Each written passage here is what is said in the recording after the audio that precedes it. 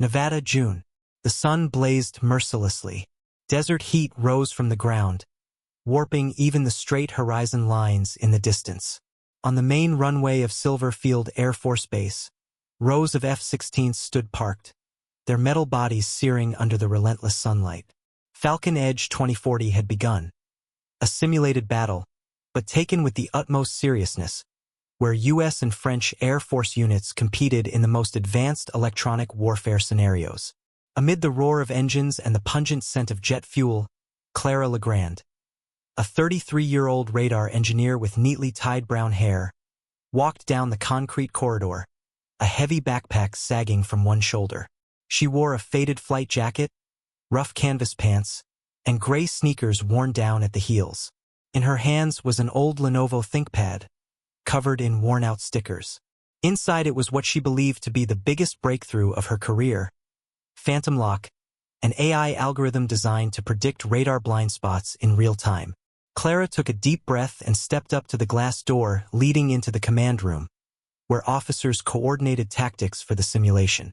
She had requested permission in advance to present her algorithm at the morning briefing, hoping Phantom Lock might be tested on a secondary system. But as the doors slid open and she stepped inside, the first thing she heard wasn't a greeting, but a dry chuckle. "Well, the engineer with her vintage laptop has arrived," came a gruff male voice, that of Major Leon Hartmann, F-16 squadron leader, known for being pragmatic and conservative. "We're running a war game today, Legrand. This isn't a tech conference." Clara stood still, her face warming slightly. She didn't plan to argue. "I just want to update the radar's secondary system with the new algorithm. It could improve response. We don't need patches. We need wins." Hartmann cut her off. "Your Phantom Lock is still theoretical. You're not a tactical officer. Please return to the tech bay." A few glances shifted toward her, some sympathetic, others entertained, as if watching an old play. Among them was Lieutenant Sophia Haas, a young electronics engineer recently transferred from Germany. She said nothing, but her faint smile and shrug spoke clearly. She had no faith in the woman with the battered laptop either. Clara said nothing more. She bowed her head and exited the command room in silence, the sliding glass doors closing behind her, reflecting her tense expression like an invisible curtain falling. She made her way to the maintenance area, where aircraft were being refueled and fitted with simulated weapons. Hot wind blew between stacked fuel drums. No one paid attention to her. That was a good thing. She sat down beside a row of oil barrels, leaned her back against the metal, opened the laptop, and booted up Phantom Lock in internal simulation mode. Her hands began moving over the keyboard on reflex. Each keystroke was a way to steady herself. Working on something? Building a space pilot simulator. A voice came from behind. Clara looked up. It was Captain Marcus Reed, F-16 pilot, notorious for his lazy stride and smug grin. "Or programming the plane to fly itself from this corner?" he added, more teasing than malicious, but still enough to make Clara wish she could disappear into the shadow of the barrel next to her. She didn't reply, not because she had nothing to say, but because she knew if she spoke, her voice might tremble. And unfortunately, the first time Phantom Lock was tested during the simulation, it failed. Meteorological data, a critical input, was missing due to a faulty input station. Clara hadn't double-checked. She had sent a flight path recommendation to the secondary radar system, only for the main command screen to flash red 30 seconds later. F-16-2 target locked. Aborting mission. Clara froze before her screen. Cold sweat trickled down her back. She scrolled through the command log, staring at the code she herself had written. Her eyes stopped at the log entry. Wind low altitude equals null. The weather station hadn't transmitted data, and Phantom Lock tried to predict anyway. A basic mistake too stupid to happen. But it had. That afternoon, while everyone else went to lunch, Clara remained in the shade between the oil drums, eyes glued to her screen. She didn't make excuses. She didn't call anyone. She didn't send an apologetic email. She simply added one line of code. Python. Sawception SUA. If wind low altitude is none. Cancel _ prediction. No drama. No justification. just correction. That evening, as the base grew quieter, Clara packed up her equipment. She stood up, stretched her back, and looked at the cloudless black sky.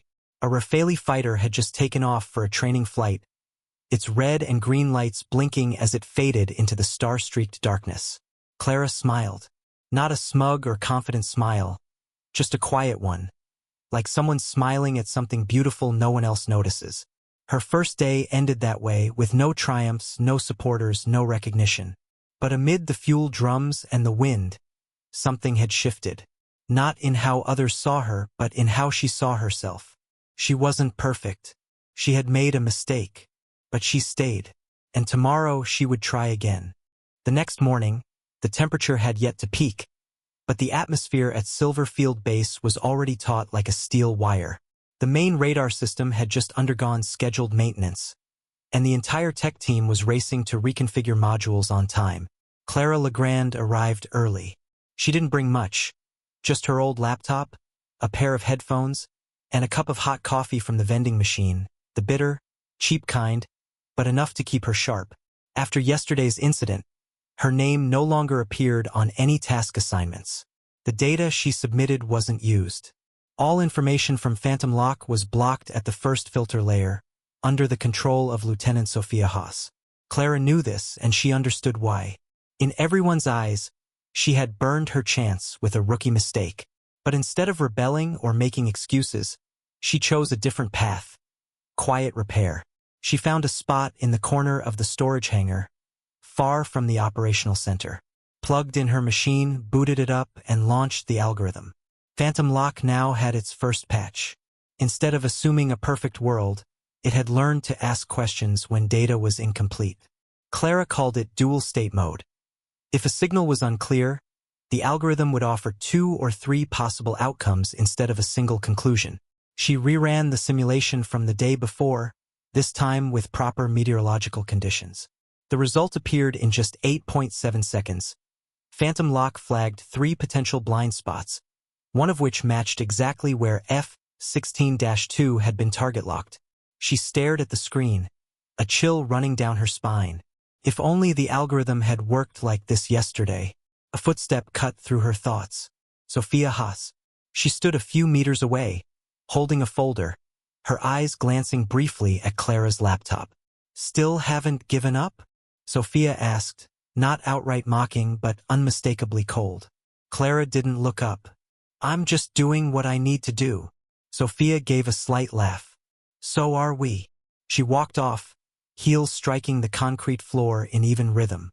Clara didn't reply, but she knew, deep down, no one was going to pave the way for her. She'd have to find it herself. By midday, the exercise entered its second phase. A pair of Rafales simulated an incursion using the notching tactic, avoiding radar detection by flying a trajectory that cut relative velocity angles. Phantom Locke was still running offline, disconnected from the main radar system. But Clara, out of habit, kept entering live flight data in parallel. Once again, she noticed a pattern. The Rafale's flight path was off by just a few units from the standard model, enough to confuse the radar, but not enough to trigger a lock. Clara adjusted the algorithm. She added a parameter for microsecond deviation, a tiny timing discrepancy in sensor response. The simulation result appeared. Blind spot probability, 84.7%. Recommendation, sensor angle adjustment plus 3.2 degrees. Lock window, 5.6 seconds. Clara glanced at the clock. If she sent a message now, the F-16 pilot might be able to recalibrate the system before the Rafales vanished. She hesitated. The silence from the previous day still echoed. She remembered Sophia's eyes, Marcus Reed's smirk, the unspoken dismissal from senior officers. If she sent this and was wrong again, no one would ever listen a third time. But if she said nothing, she wouldn't be herself anymore. Clara typed into the technical channel. Phantom Locke has identified a potential blind spot. See attached data. Recommending sensor angle correction. Attachments, thermal image, coordinates, time window. She hit send. This time, no one replied immediately. But something unexpected happened. Lieutenant Nathan Hayes, A young officer monitoring the auxiliary radar feed saw the message. He remembered how Clara had helped him debug a cooling system error 2 weeks earlier. Not many had noticed, but Hayes did. He downloaded the file, opened the heat map, then cautiously printed it out. "What's that?" Major Hartman asked as he saw the papers in Hayes' hand. "Supplemental data from an unofficial prediction system," Hayes replied quietly. Hartman glanced over. His eyes narrowed as he saw the Rafale's flight model sketched out in more detail than the main radar display. He nodded once, then said curtly, "Send it to the tactical team. If it's right, use it. If it's wrong, you take the heat." Hayes swallowed, but he obeyed. Back in the corner of the maintenance bay, Clara had no idea what had just unfolded. She sat still, headphones on, eyes following a virtual flight map. A light breeze stirred a sheet of paper on her table, sending it fluttering to the ground. She bent down to pick it up just as the base intercom crackled to life. Target lock confirmed. Rafale pair marked by F-16-2 and F-16-4. Estimated success rate, 97%. Score bonus, 2. Clara froze. She didn't need to ask. She knew the exact moment Phantom Lock had flagged the threat. And she knew it had been right. In the cockpit, Lieutenant Daniels, an F-16 pilot, looked at the system message sent to him. Sensor correction angle, plus 3.2 degrees. He tapped a key on his HUD screen, locking the coordinates. Moments later, target identification lit up, exactly as Clara's algorithm had predicted. He smiled slightly, hands steady on the stick, and messaged privately. "Nice call." In the hangar, Clara saw the message pop up in the corner of her screen. No applause, no cheering, just a single line of white text on a black background. But something within her clicked into place. No validation needed, Phantom Lock had spoken for itself. Clara took a sip of her now-cold coffee. Her lips curved just a little. She didn't need to enter the command room. She had already stepped onto the real battlefield, with nothing but code and quiet resolve. And Phantom Lock, once dismissed as a useless side project, had just officially come to life. The Nevada desert was as dry and unforgiving as ever, but inside Clara LeGrand a different chill was taking shape. Indifference. The taunts and snide remarks had faded, now people simply walked past her as though she were invisible. Phantom Lock had just proved its worth, yet no one mentioned it. Lieutenant Daniels's terse, "nice call" was all the recognition she received. No formal commendation. No one spoke her name at the morning briefing. She had once believed that being right would make people listen. Apparently even the truth needs the right mouthpiece. In the tech bay where Clara came to borrow an old signal repeater, Lieutenant Sophia Haas was chatting with 2 other engineers by the coffee counter. Their eyes flicked over Clara as if she were an empty printer, useless, unimportant. Sophia gave a thin smile. "Hey, LeGrand, did yesterday's bug finally run? Or does it still need a little breeze to work?" Laughter rippled.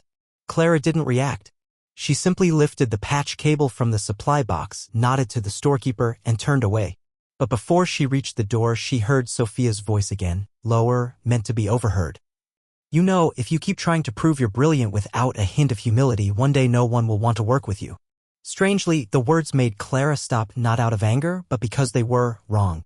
She turned. "I'm not trying to prove anything, Sophia. I'm just doing work I believe is useful." Sophia offered no reply, but something flickered in her eyes, not contempt, perhaps caution. That afternoon Clara returned to the storage hangar to test a spare transmitter module and found Lieutenant Nathan Hayes waiting. He leaned against the wall, folder in hand, shoulders tense. "Clara," he began quietly, "I forwarded your heat map report to headquarters. It was so accurate Major Hartman wasn't pleased." Clara blinked. "You, no thanks needed," Hayes interrupted with a quick smile. "I just did the right thing. But listen, around here what you say matters less than how people hear it." For the first time, someone spoke to her like a teammate, not an outsider. Hayes hesitated. "About Phantom Lock. Maybe I can help. There's a spare server nobody's used since last year. It's isolated from the main net but powerful enough to run a parallel radar sim. You trust me?" Clara asked. "I trust the data," he said. She swallowed, grateful, not bitter, and nodded. That night they wired Phantom Lock to the basement server no one visited unless something broke. Hayes built the data bridge, Clara tuned parameters to cut latency. Phantom Lock was no longer a lone offline model, it was a silent secondary brain shadowing command. While the system ran its first test, Hayes asked, "Why do you think everyone hates you so much?" Clara's laugh was short and dry. "Because I come from R&D, not flight school, I don't wear a flight suit, don't laugh on cue, and can't crack the right jokes." And she shrugged, "Because I was right when I wasn't supposed to be." "Maybe," Hayes said softly, "they just hate what they don't understand." Elsewhere, Major Hartman, reviewing the day's sim records, noticed coordinates that matched Phantom Lock's marks, absent from the main radar yet present in a side report. He almost dismissed it, then told an aide, "Get Lieutenant Haas. Have her audit the peripheral models. Anything odd, report back." The next morning an email hit Clara's inbox. From Lieutenant Haas.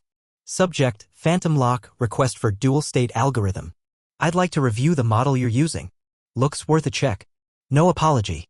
No smile. Yet it was the first direct technical request from command. Clara replied with one line. "Including Mateo module and sensor latency map. Remember to filter low-level noise." Phantom Lock was seeping in, not through the front door, but like radio waves, silent, undeniable.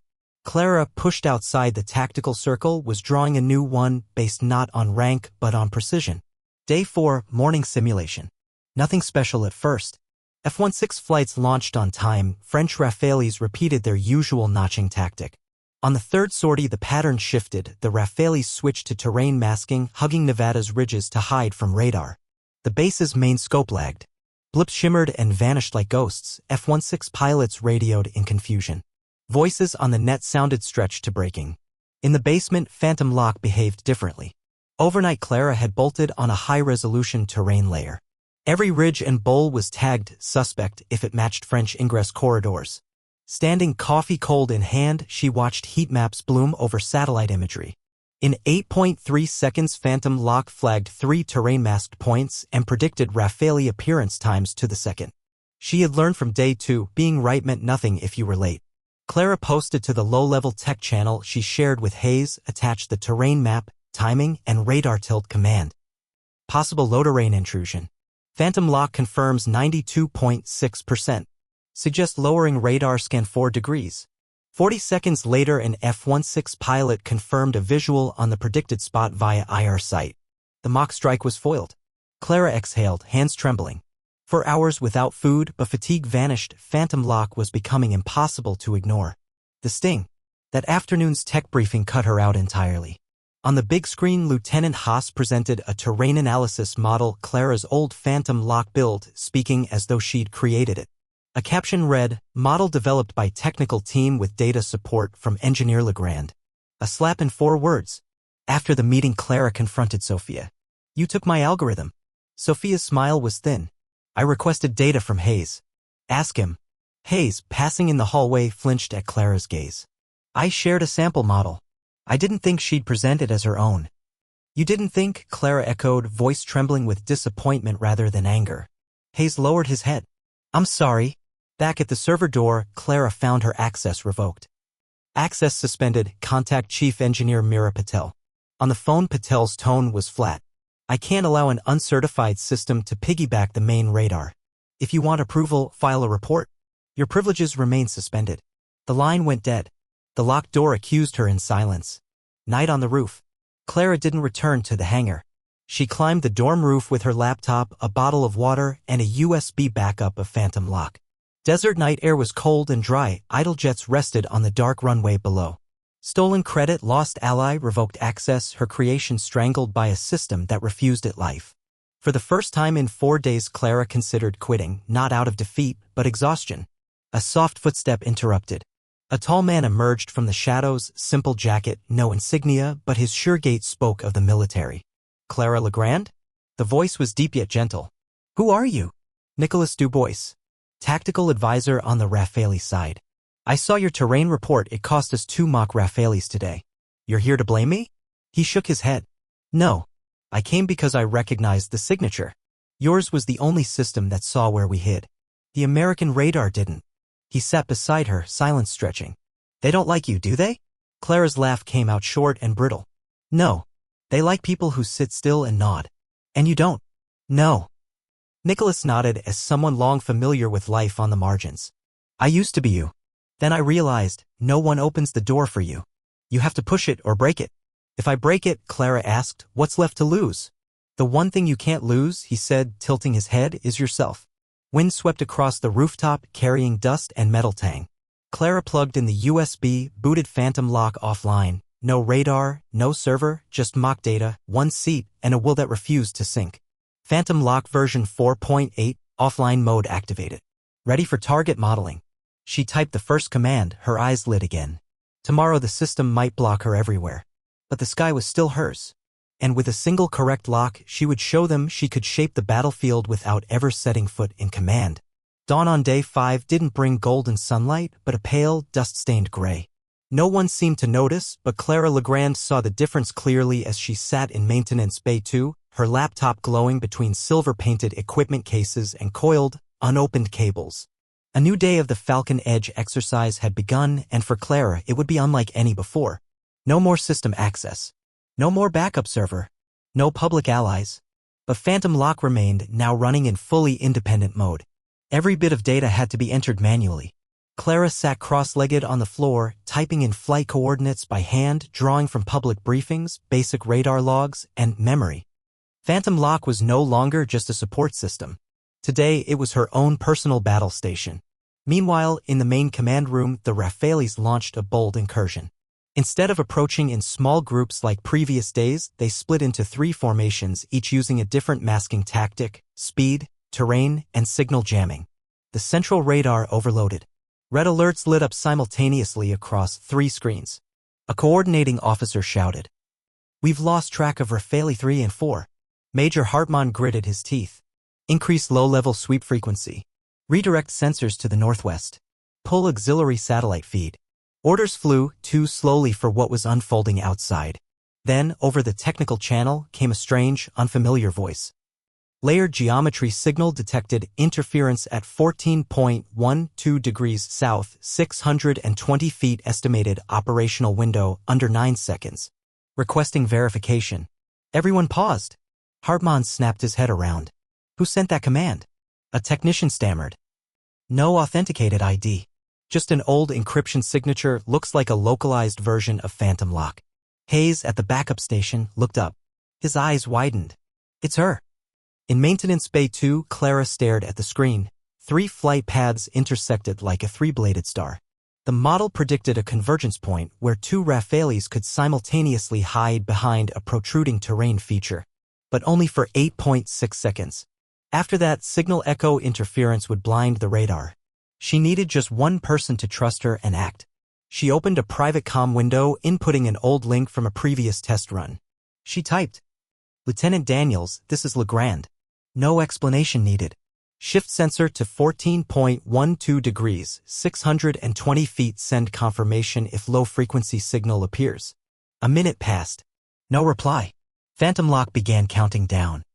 Tactical window, T-6 seconds. And then, visual confirmation. Heat trail detected. Locking. Clara exhaled and entered the final command. Pulse directive, auto-acquire with echo match. Phantom Lock pinged 3 times. On the main system, 2 white blips turned red. Rafale 3, target locked. Rafale 4, target locked. Chaos erupted in the command room. Confirmation alerts flooded the monitors. Hartmann barked. Who confirmed that lock? Hayes stepped forward, sliding his laptop across. Phantom Lock. Still running on an unofficial feed. Hartmann's eyes blazed. Legrand? I gave a direct order to shut that system down. Then, another voice, cold, clear, and unshaken. But you didn't order us to lose. All heads turned. Clara Legrand stood at the command room entrance, backpack slung over one shoulder, her old laptop still glowing in her hands. 5 seconds of stunned silence. Then Lieutenant Sophia Haas stepped out from the control desk. What she said next surprised everyone. "Major," she began, "I've been validating her model for 3 days. Every time Phantom Lock generated data, it was at least 1.3 seconds faster than central radar." She looked at Clara. "And I used it without giving her credit. I won't make that mistake again." The silence deepened. Hartmann looked at both women, then said softly, "Run it officially." Hayes plugged in the cable to the central server. Phantom Lock appeared on the main display, no longer a hidden process but the tactical centerpiece. A plain line appeared on the screen. Phantom Lock version 4.8, Integrated Tactical Mode. Lead operator, Clara Legrand. In his cockpit, Lieutenant Daniels received a new data feed, smooth, clear, predicting Rafale movement using a live 3D spatial model. He didn't ask questions. He just followed it. One by one, the Rafales were taken down, every maneuver mirrored with near-perfect simulation. By the end of the round, F-16S recorded 6 confirmed locks. 5 were thanks to Phantom Lock. That afternoon, Colonel Maurice Klein of NATO entered the briefing room holding a printed report. He looked around and stopped at Clara. "Are you the one who built this algorithm?" "Yes," Clara replied calmly. "Alone?" Klein nodded slowly. "We need this technology for the European Sim Theater. Strategic level. Brussels will submit a formal request." Hartmann said nothing. He simply uncapped a pen and struck a line on the tasking board. For the first time in 5 days, he rewrote it. Radar support and tactical analysis. Lead, Legrand, C. That night, Clara returned to the bay, alone, not out of exile, but by choice. The night sky was quiet. Phantom Lock was updating itself with new log entries. Her laptop whirred softly. Hayes passed by the doorway. "Tom, you sat upstairs," he said. Clara didn't look up. She just smiled faintly. "Wherever I can see the sky best, that's upstairs." Day 6. Silverfield Base was unusually quiet, not from a lack of voices or engine noise, but from the absence of whispers, sideways glances, sarcastic remarks. No one told Clara to step aside. No one avoided her. No one said anything, and that silence said everything. She entered the main command room on time. No one stopped her. No one asked, "Who let you in?" She brought her laptop, coffee cup, and backpack like always. For the first time, the sliding doors opened without a borrowed pass or an explanation. Inside, white light flickered off focused faces. Major Hartmann stood at the tactical board. "Rafales continue masking, but now with electronic interference. We could be facing signal disruption." He paused when he saw her. Everyone turned. Then he nodded. "Legrand, take position. Coordinate Phantom Lock." No expression. No apology. But the nod said one thing, acknowledged. Clara walked to the left control desk, plugged in her laptop, and activated Phantom Lock. For the first time, it bore the Silverfield insignia in the corner. Something felt different. Radar data now followed her format. No more parallel feeds. No more workarounds. Phantom Lock was part of the system, no longer hidden, no longer borrowed, no longer behind anyone. At the post-op tactical debrief, senior officers from both US and French sides, as well as NATO reps, gathered to review results. The big screen showed target lock accuracy, response latency, and tactical heat maps. At the center of all charts, Legrand, C. Colonel Morrow, who had once dismissed her in the hangar, squinted at the data. "Phantom Lock's results are impressive," he said. "Just 3 days ago, it was still a test project. Now it leads 72% of successful locks." He looked at Clara, seated quietly with her laptop open. If one engineer with a personal laptop can change the outcome of a full campaign, perhaps the Air Force world needs a system update. There was soft laughter. No one objected. Clara looked up, not defiant, not proud. "Just still," she said, low and clear. "Updates aren't meant to look better. They're meant to see better. Even the things people once refused to see." The silence that followed was not dismissal. It was attention. That afternoon, back in the tech bay, Clara found a small sign taped to the corner of her usual desk. "Workstation, Legrand, C. Do not move equipment without chief engineer approval." She stood quietly. The room kept working as usual. But when she passed by, someone nodded. Ortiz, the silent technician, gave her a short, genuine salute. Even Sophia Haas came by, handing over a radar update file. "You should test this," she said. "No jokes. No jabs. And I'll credit your name when I submit the model." Clara looked at her, then nodded. "Then I'll write the warning threshold function for you." Sophia paused, surprised. Then she nodded back. For the first time, it wasn't a silent rivalry. It was the start of real collaboration. Late that day, while others packed to leave, Clara stayed behind reading the new Phantom Lock log. Her headphones weren't playing music, just blocking out the world. There was no mocking laughter in her mind anymore. No inner argument. Just data, clear, sharp, impartial. That night, a message arrived. From U.S. Space and Electronic Tactical Command to Engineer Clara Legrand. Subject, appointment invitation. After evaluation of the Phantom Lock algorithm during Falcon Edge 2040, we formally invite you to serve as lead tactical advisor for next-gen radar systems within the Allied Strategic Development Group. Initial meeting, Monday, 10 a.m. Langley Base. Brigadier General Michael A. Rhodes, Director of Electronic Tactics. Clara read the message in silence. She didn't smile. She didn't cheer. She didn't tell anyone. She turned off her screen, stood and looked out the window where a Rafale was being guided back into its hangar. She whispered to herself. No one needed to open the door. I had the key all along. Final morning of Falcon Edge 2040. Above Nevada, faint white contrails faded in the sunlight. The final simulation went smoothly and a clear victory belonged to the F-16s with their highest lock rate all week. No one doubted anymore. No one dismissed. Phantom lock was no longer a side idea, it had become the backbone of the operation. Clara Legrand sat at the command desk, screen light glinting off her cheek. Headphones on, she monitored every waveform, every thermal flicker. No tension. No need to prove anything. Today, she simply worked. Behind her, Major Hartmont stood silently, arms crossed. No cold voice. No disdain. Just a nod as Clara sent in the final tactical report. Good result, he said. She didn't look back. Phantom Lock did what it was built to do. Nothing more. Hartmont sighed. And its developer? She paused, then replied simply. The same. An internal meeting was held at day's end. Engineers, officers, pilots, and NATO reps gathered. Colonel Klein declared the exercise concluded and read commendations. Next to the F-16 team lead, a new name had been added. Clara Legrand, Tactical Prediction System, Phantom Lock. Recognized for decisive contribution to mission success. The room went still, not out of resistance, but realization. They had been wrong. Soon after, Brigadier General Rhodes arrived in person with a team from Langley. When he entered, the room fell quiet. Legrand, he said, you accomplished what a 5-year research group couldn't. We need you at the strategy table. And not just as an engineer. He handed her a file, a formal nomination. Led Tactical Analyst, Phantom Systems Division. No persuasion needed. Just her nod. And Clara nodded. News spread like wildfire. And with it, consequences. Marcus Reed lost his command candidacy. Simmons was reassigned to systems support, reporting to Sophia Haas. Meera Patel's project proposal was denied. None were demoted. None were fired. But every smirk, every dismissive word was now out of place. Not because Clara retaliated. She didn't have to. Their own words had done it. That afternoon, while Clara packed up her things, Ortiz approached. I read your report. First time I understood every line, he said.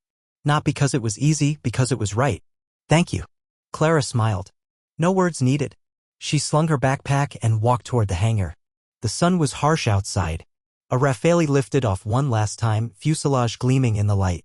Waiting there, in a plain jacket, stood a tall man with the kind of presence that made people stand straighter. No uniform. No badge. But everyone knew his face, Julian Marchand, Europe's military strategy advisor and Clara's husband. He said nothing when he saw her. Just stepped forward, took her bag, and held her hand. She looked at him and smiled, soft, unshowy enough. Is it done? He asked. For them, yes, she replied. For us, it's just beginning. They walked to the car. People glanced over. No one said a word. But everyone knew. The woman with the old laptop had changed the battlefield, starting from a base stained with grease and silence. 1 week later, a photo circulated across the military's internal network. Clara stood before the glass building at Langley Research Center, backpack in hand, wind brushing her hair over one shoulder. She wasn't posing. She wasn't smiling. She was simply watching a fighter jet cross the sky. Captioned below. This is the shape of precision that never asked for permission. When asked in an interview if she had anything to say to those who once laughed, ignored, or blocked her path, Clara smiled, just barely, and said, no need. They already shot themselves.